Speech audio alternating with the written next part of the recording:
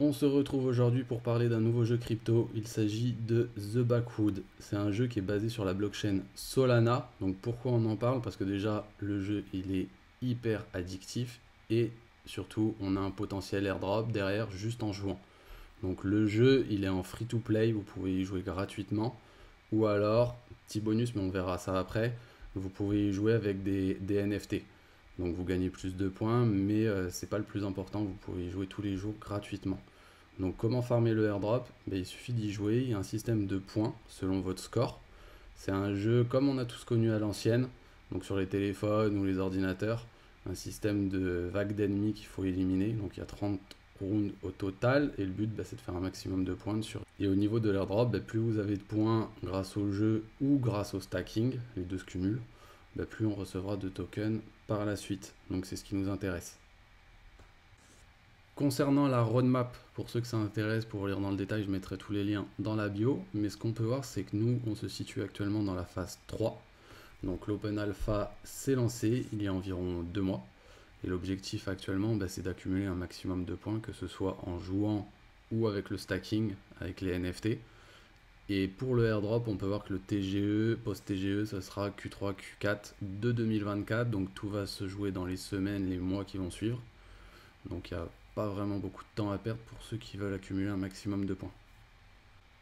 Concernant la collection, pour ceux qui veulent acheter un NFT pour avoir du stacking et même bénéficier de bonus dans le jeu, la collection en elle-même, elle a un floor price actuellement de 1,68. Au niveau des races, on en a plusieurs, donc on va commencer par la plus classique qui reste l'humain, qui est au floor price quasiment. Donc lui, au niveau de ses bonus, il a plus d'armure et plus de chance de base. Et la chance, elle nous permet de drop des coffres et des potions qui nous permettent de régénérer nos HP durant la partie. Donc c'est un petit bonus. Ensuite, nous avons les elfes qui, eux, ont plus de vitesse d'attaque et plus d'esquive. Donc un léger bonus, mais c'est pas forcément mes préférés. Orcs, donc eux, ils ont une plus grosse base de vie et ils ont plus d'armure. Donc pour ceux qui n'arrivent pas trop à éviter les attaques et qui veulent être plus tank, c'est mieux d'avoir ce genre de perso. Concernant les zombies undead, eux, ils ont plus d'attaque de base. Donc là, c'est vraiment pour bourriner les ennemis. Turing, alors eux, ils ont plus de coups critiques, donc ce qui permet d'avoir plus d'attaque. Ça vous permet de cumuler plus rapidement les coups critiques, donc ça peut faire une différence sur le jeu. Ensuite, on a les cyborgs, donc là, le floor price il commence quand même à monter un peu. On est un peu loin des 1.6, enfin 1.7 de floor price. Là, on est à plus de 2. Donc les cyborgs, personnellement, j'aime pas du tout, mais vous verrez que dans le jeu, il y a possibilité d'avoir des tourelles au fur et à mesure qu'on avance. Et ça permet de les booster, voilà, d'avoir des tourelles plus puissantes, mais c'est vraiment secondaire, donc très nul. Personnellement, je trouve ça très très nul. Ensuite, on a les Tonitrus. Donc eux, ils ont des éclairs qui vont venir se propager sur tous les ennemis. Vous en touchez un, ça se propage sur les autres ennemis. Donc ça fait un petit bonus d'attaque, ça fait une différence. Parce que ça vous rajoute une arme clairement dans le jeu. Inis, donc là on arrive sur les classes qui sont vraiment appréciées. Le Tonitrus, bon un peu, mais après c'est surtout le Inis et le Spirit qu'on va voir juste derrière. Donc le Inis, lui, il va venir brûler tous les ennemis proches. Donc ça fait une grosse différence quand même, mais on a un floor price qui est de 2.8 sol. Donc ça commence déjà un peu à monter.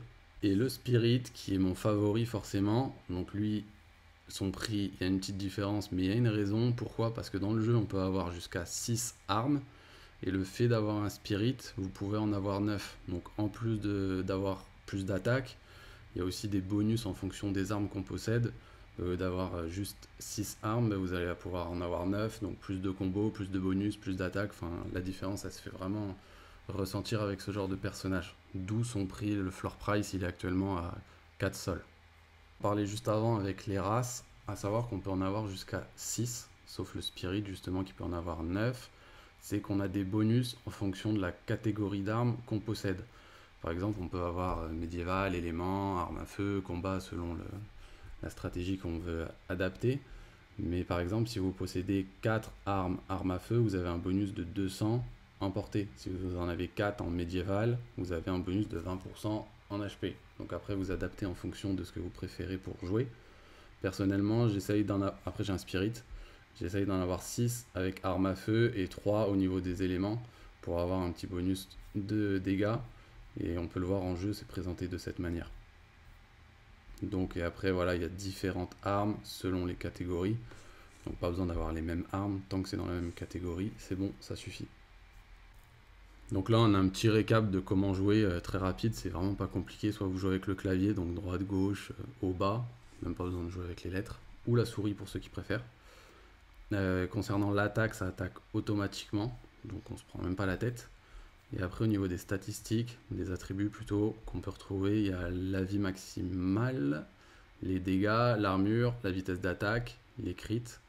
Donc tout ce qui est le plus important, c'est, je considère, l'attaque, les crits, l'armure et les dégâts. Et aussi les HP. Après, le reste, bon, vous adaptez en fonction de ce que vous voulez.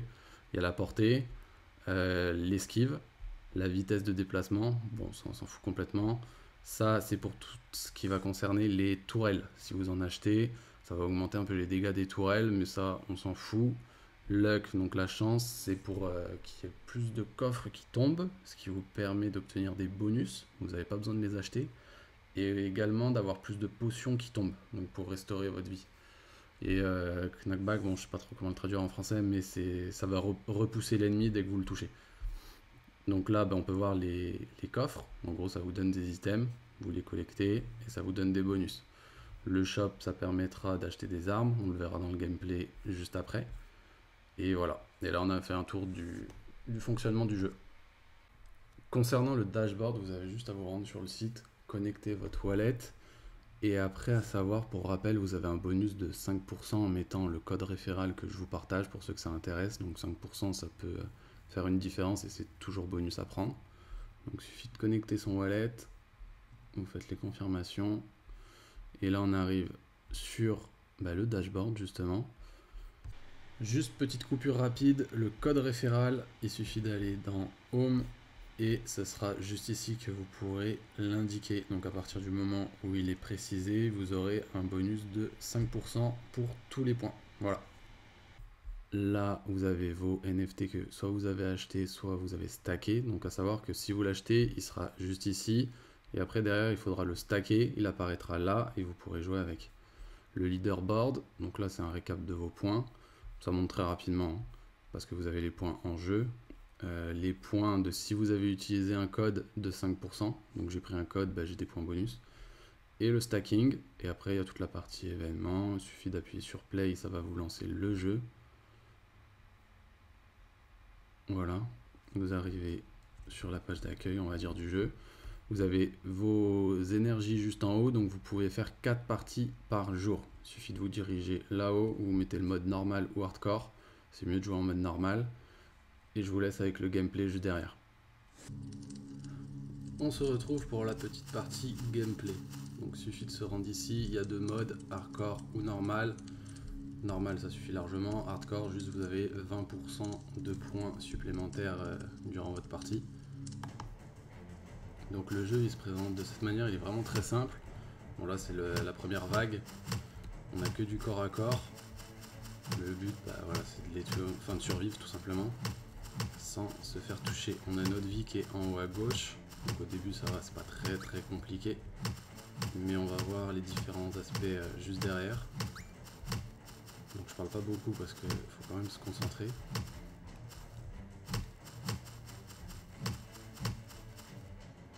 Première vague, elle est finie. Donc là on peut voir qu'on a soit des objets qui vont être utiles, donc ça va venir ici dans les items. Là on a nos stats, donc le but c'est de les augmenter. Et là on a des armes, donc moi je préfère à distance, donc je vais en prendre une. Les armes elles vont venir se stacker là. Donc si vous avez un personnage gratuit ou d'autres, enfin c'est 6 maximum, mais là le personnage que j'ai, lui sa caractéristique c'est d'en avoir jusqu'à 9. Donc voilà, ça m'intéresse pour après, donc je vais le lock. Et là on peut faire des rôles, donc réactualiser les cartes on va dire. Donc voilà, on a différentes propositions. Après bon, il y a un peu de chance selon notre tirage, mais là il y a un qui m'intéresse, le prix il augmente, ça sert à rien de faire 10 000 rôles, vous perdez de l'argent pour rien. Donc on part sur la vague numéro 2. Il y a différentes armes qui sont plus ou moins méta. On va dire c'est l'espèce de mitraillette et le pompe. c'est les méta, le but c'est de les cumuler au maximum. Et après je vais vous montrer justement comment upgrade les armes.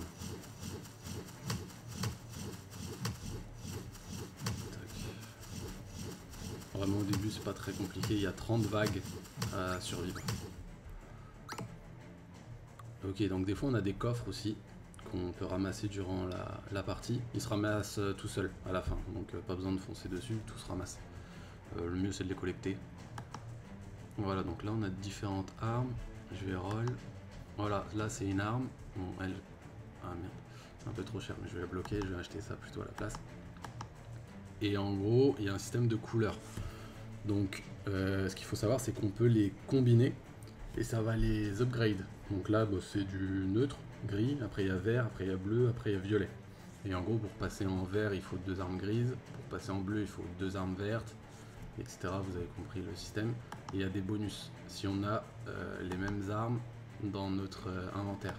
Donc là, on peut voir si j'ai 6 baguettes, on va dire, j'ai un bonus de 50% de dégâts. Donc le but, c'est vraiment d'avoir les mêmes armes, donc soit les pompes, soit les mitraillettes, et de les booster au maximum histoire que ce soit violet. Après il y a des objets qui sont également légendaires avec différents bonus, je vous laisserai découvrir, mais qui coûtent extrêmement cher. On va se faire une dernière vague ensemble je pense, après voilà le but c'est de survivre. Il y a un boss qui est au level 10, 20 et 30. Et sinon dans le... je vais vous montrer aussi on peut vendre les armes. Pour gagner un peu d'argent, mais sinon le jeu est vraiment très simple à utiliser. Voilà, là il y a un coffre, je suis passé dessus mais il n'y a pas besoin de passer dessus, ça ramasse automatiquement à la fin. Et il y a aussi des potions qui peuvent tomber, donc qui régénèrent votre vie. On voit que j'ai pas non plus ma vie au maximum, il y a des potions qui peuvent tomber. Tout ça je prends. Ouais, j'ai vraiment pas assez d'argent pour le moment. Mais aussi voilà, vous cliquez droit et vous pouvez vendre quand vous avez trop d'armes ou que l'arme ne vous sert plus à rien. Et merge, c'est si vous avez 2 grises et que vous voulez la transformer en verte, histoire de faire un slot disponible, une nouvelle place. Donc voilà, sinon on a fait le tour. On va faire un dernier round ensemble, mais le gameplay est vraiment très simple.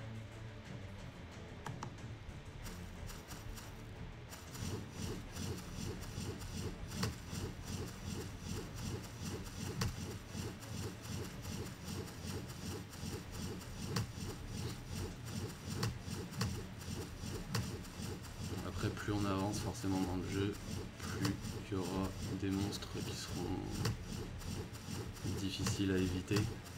Il y en a qui envoient 3 munitions, enfin ça dépend.